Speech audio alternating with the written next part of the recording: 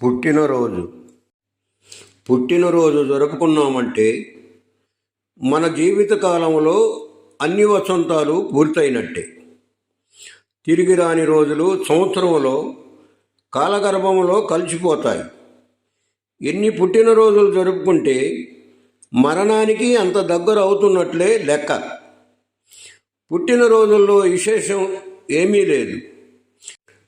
కొన్ని వేల కోట్ల జీవరాశులతో మనం కూడా ఈ భూమి మీదకి వచ్చాం.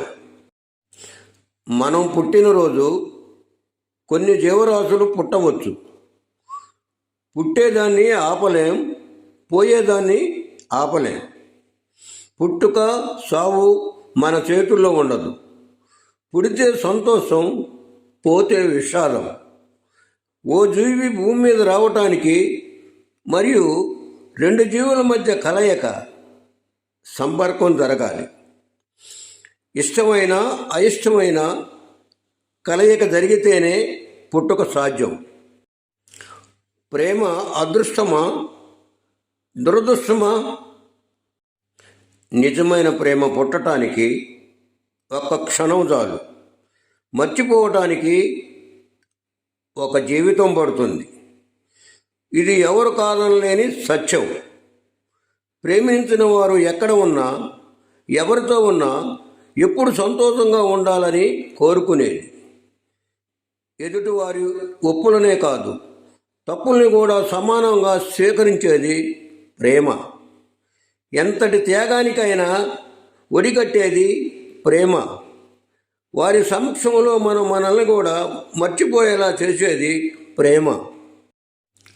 రెండు తనవులు సాధ్యమైనంత త్వరగా ఏకమవ్వాలని ఆరాటం ప్రదర్శించినది అసలు సిసలైన ప్రేమ. ప్రేమ ఒక వరం, ప్రేమ ఒక శాపం. ఏ పని చేస్తున్నా తన చెలికాడు గురించి ధ్యాసే ప్రేమ.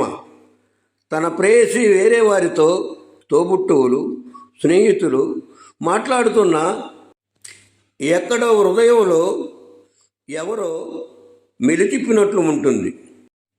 తనలోనే నిత్యం ఉండాలని అనిపిస్తుంది. తనలోనే ఊసులు చెప్పాలని. కళ్ళలో కళ్ళు, మాట్లాడే మోగబాసులు ప్రేమికులు మాత్రమే తెలుసు.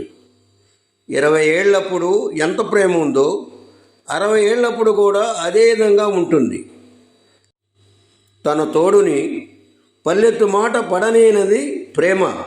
అందం, ఆకర్షణ కోల్పోయినా ఒకేలా ఉండేది స్వచ్ఛమైన ప్రేమ. ప్రేయసి లేక ప్రియుడు ఊపిరిపోయిన క్షణం కూడా ఆగకుండా ప్రాణత్యాగం చేసేది నిజమైన ప్రేమ. చితిలో తోడు వెళ్ళేది, ప్రాణానికి ప్రాణంగా ప్రేమించేది. తోటి ప్రేయసికి జ్వరం వచ్చినా, ఇన్ఫెక్షన్ వచ్చినా గిలగిలలాడేవాడే ప్రేమికుడు. నా మంచి చెడు నీకు మాత్రమే చెబుతా. నా గురించి నాకు తెలిసిన ప్రతి విషయం నీతో పంచుకుంటా. నా జీవితం నీకే అర్పించుతా. నీ కంట్లో కన్నీరు కారకుండా చూసే బాధ్యత నాది అని నిశ్చయంగా చెప్పగలిగేదే నిజమైన ప్రేమ.